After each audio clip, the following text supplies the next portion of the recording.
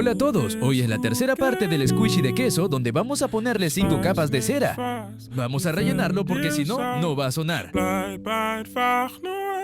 no salió, vamos a ponerle cera.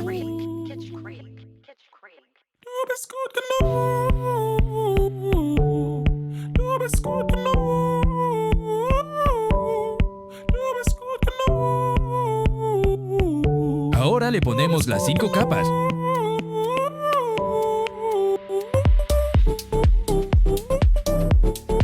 Ahora corriendo para ponerlo en la nevera. Ahora esperar 24 horas otra vez. En la parte 4 podéis elegir a cuál squishy le voy a poner cera.